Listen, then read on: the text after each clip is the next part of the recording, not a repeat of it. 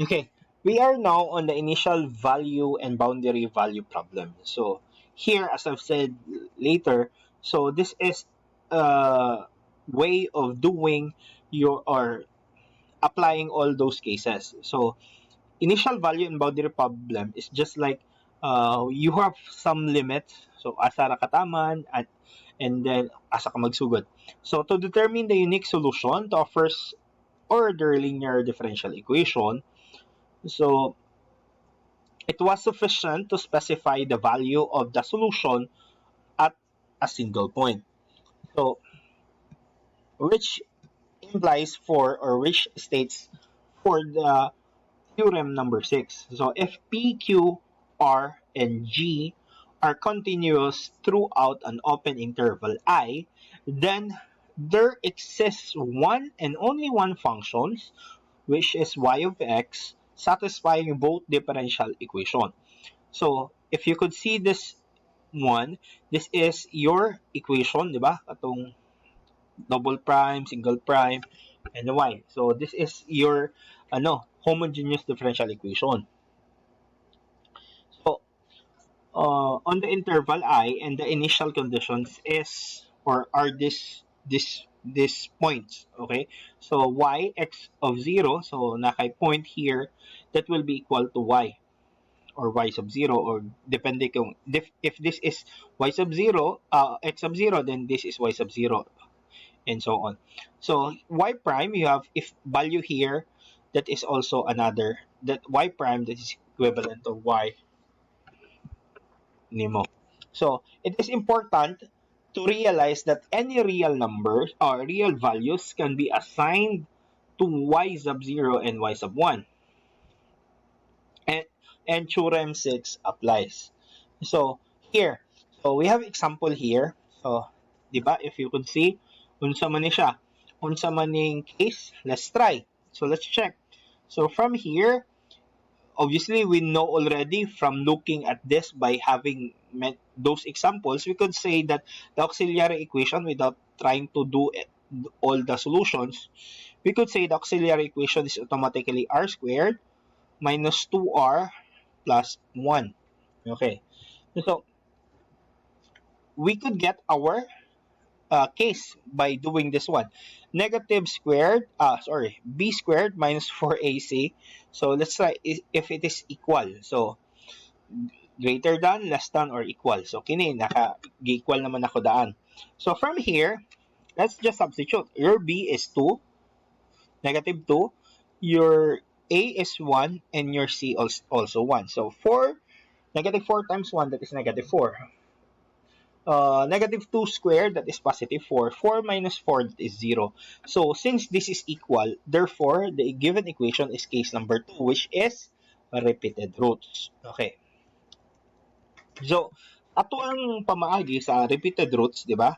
Sa case number 2, it's either we factor it out so that we get the roots, di ba? 2 roots, or we could use the completing square.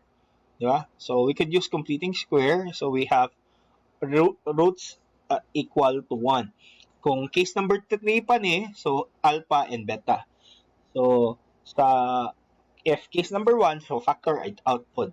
Factor ni mo siya. Sa case number 2, factor, or you could use this completing square.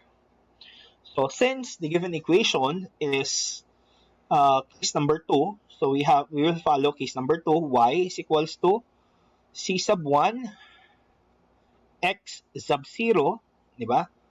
X sub 0 e raised to the power of roots times x. Since the root is 1, so 1 times x, so it will be x.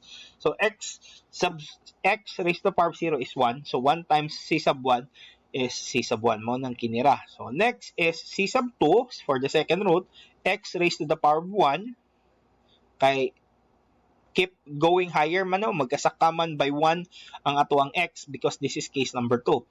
And then the power, and multiply by exponential times the root. Since the root here is second root, because this is repeated root, second root is 1, so 1 times x is still x.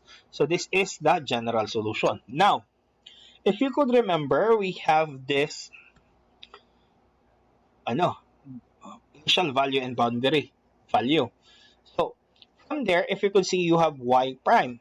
So in order to achieve those y prime, the given equation, the resulted general solution will be uh, i-derive na to, or we need to derive the resulted equation. So deriving that one, so derive y, that is y prime. Derive e raised to the power of x is still e raised to the power of x. Then kini dili ni mo derive ng c sub 1 o kini lahi po da kay, because c sub 1 is is a constant, so move out na nimo, then i-derive na mo e raised to the power of x. So ang result ani e raised to the power of x man, so times c sub 1 mao lang gyapon. Then since this is two different this is exponential, this is basic variable which is x, what you will need to do here is unsa man, you will use the product rule, di ba? In deriving. Dili ni integrate, i-derive ni product rule. So, if you could recall back, nag-review ta balik sa katong product rule, naghatag ko problem. Correct me if I'm mistaken, nasa independent or dependent variable man siguro to siya na examples. So, check lang. Okay? So, if you could remember the if you could remember yung homogeneous differential equation nato na copy the first, derive the second, etc. So from here, so move out the constant sign kay constant man ni ang c sub 2, derive this one. So copy the first, which is x, derive e raised to the power of x, which is still e raised to the power of x. Next, copy the second, derive the first. The first is derivative of x is dx, which is just 1, di ba? So, matong 1 times e raised to the power of x is e raised to the power of x. So, then, since both of them have e raised to the power of x, I've just moved it out. So, e raised to the power of x, x plus 1. So, gi-move out agad na ako. So, karon, we'll just simply substitute. Okay. So, we know that so we know for our resulted general solution, we have this general solution mo ni result niya. So we just substitute this one. This one is for general solution katong wala pa gi-derive. So since this is y, so atong y that is equal to 1. And obviously ang sod is the x. So since the x is 0, then this one 0, then e raised to the power of 0. So we know that since x is 0, 0 times c sub 2 and e raised to the power of 0 is still 0. So 0 plus e raised to the power of 0, that is 1. So c sub 1 plus 0, that is c sub 1. So which is your c sub 1 will be equal to 1. So, sir, why do we need to do this one? So that we could really get the value of your c sub 1, c sub 2, so that we will be substituting that one in your general solution. Yan di ba? Because we are trying, kung sa first order, first degree differential equation, we are trying to get a particular solution. Okay? So here, we are trying to get the boundary value niya from the initial value. So, kini, yatagan tawag initial value, we will try to get the boundary value of the equation. So, from here, so, nakuha na nato si c sub 1 from the resulted general solution. Now, how will we get our y prime 0 equals, ano to? Y prime 0 equals negative 1. Kung saan man nato? So, we will derive. Na siya, mao na siya ang muhatag nato value sa c sub 2. So, mao na yung reason nga nung gi-derive to nato. So, since mao ni ang result nato sa derivation, kini, so, butang nato na ni, gi-copy ra nato na. So, after that, we will just substitute. Since we know that y prime from the given, okay, y prime is equal to negative 1. X prime is equal to, or the x nasa sod is equals to 0. So si y prime is equals to negative 1. Si x is equals to 0. This one also 0. Okay, now, so from here, you have e raised to the power of 0, that is 1. So 1 times c sub 1, that is c sub 1. Next, c sub 2, e raised to the power of 1 is 1. So 1, 0 plus 1, that is 1. 1 times 1, that is 1, times c sub 2, that is c sub 2. So, therefore, your c sub 2 is equal to negative c sub 1 minus 1, or 1 minus c sub 1. So, since we already have c sub 1, we'll just substitute it. Pero kung ang result ani no need niya ni c sub 1, makagama na dayon siya output na value, wala ay laing constant, then that is the answer already.